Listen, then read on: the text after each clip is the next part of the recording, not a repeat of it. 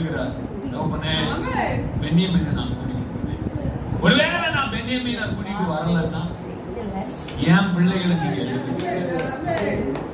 உத்தரவாதம் எடுக்கிறார் யூதா. இந்த ரெண்டையும் நீங்கள் கவனித்துக் கொள்ளுங்க. சிமியோன், யூதா. எல்லாரும் சொல்லுங்க, சிமியோன், யூதா. மற்ற யார் பேரும் பெருசா அதுல இடம் பெறல.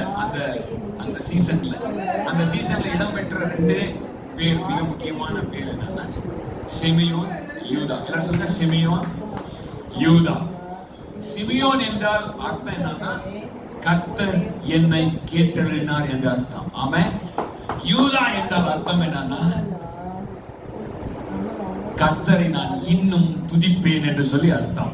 விசுவாசிக்கிறீங்களா?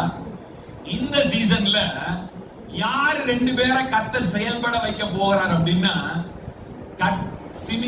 சிமியோனையும் யூதாவையும் கர்த்தர் செயல்பட வைக்க போகிறார். ஆமென். நான் அதை சிம்பிளிஃபை பண்ணி சொல்றேன். ஜெபத்தையும் துதியையும் கர்த்தர் ஆக்டிவ் பண்ணி பெஞ்சமினை கர்த்தர் உள்ள கூட்டிட்டு வர போகிறார். எத்தனை பேர் விசுவாசிக்கிறீங்க?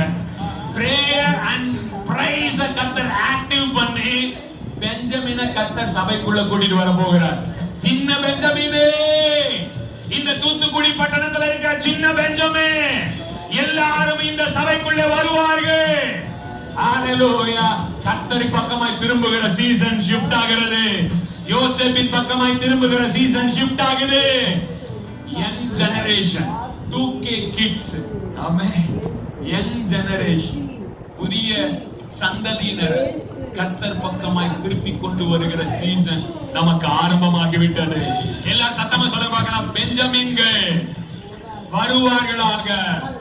சத்தம் போட்டு சொல்ல, பெஞ்சமின்கள் வருகிறார்கள். இன்னும் சத்தமா, பெஞ்சமின்கள் வருகிறார்கள். இயேசுவே உம் நாமமே